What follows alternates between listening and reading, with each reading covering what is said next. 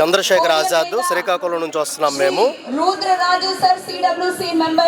ఎందుకు వచ్చారు? మీ ప్రధాన సమస్య ఏంటి? నిరుద్యోగులకి ఇప్పటిదాకా నిరుద్యోగ భృతి అన్నారు, నిరుద్యోగ భృతి లేదు. 3,000 ఇస్తామన్నారు, రూపాయి కూడా ఇవ్వలేదు. 2 బడ్జెట్లు అయ్యాయి, రూపాయి కూడా బడ్జెట్ లో కేటాయించలేదు. నిరుద్యోగ భృతికి 20 లక్షల ఉద్యోగాలు ఇస్తామన్నారు, ఇప్పుడు దాకా ఒక ఉద్యోగం కూడా లేదు. దీని మీద ఇక్కడ మన గళాన్ని వినిపించడానికి ఢిల్లీ నుంచి ఇండియన్ యూత్ కాంగ్రెస్ నేషనల్ అధ్యక్షులు, జాతీయ అధ్యక్షులైనటువంటి ప్రెసిడెంట్ గారు వచ్చారు, ఉదయ్ భాను చిప్ గారు. ఆయన ఆధ్వర్యంలో మేము ఇక్కడ ధర్నా నిర్వహిస్తున్నాం. చంద్రబాబు నాయుడు గారు ఖజానా ఖాళీ అన్న, మొన్న అచ్చెన్నాయుడు గారు కూడా అదే మాట చెప్తున్నారు. గత ప్రభుత్వం ఖజానా ఖాళీ అని చెప్పిన తర్వాతే మేము వచ్చిన తర్వాత సంపద సృష్టించేస్తామన్నారు. ఎప్పుడు సంపద సృష్టిస్తారు, ఎప్పుడు ఇస్తారు, అది ప్రశ్నిస్తున్నాం.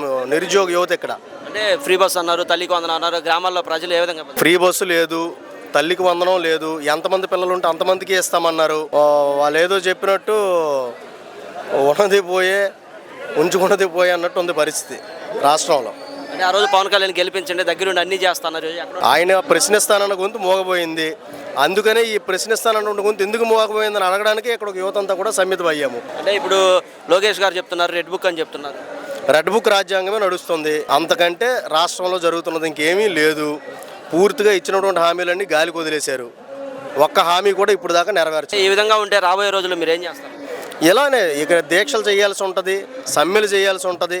ఖచ్చితంగా ప్రభుత్వం స్పందించే వరకు కూడా ఇలాంటి నిరాహార దీక్షలు, సమ్మెలు కొనసాగుతూనే ఉంటాయి.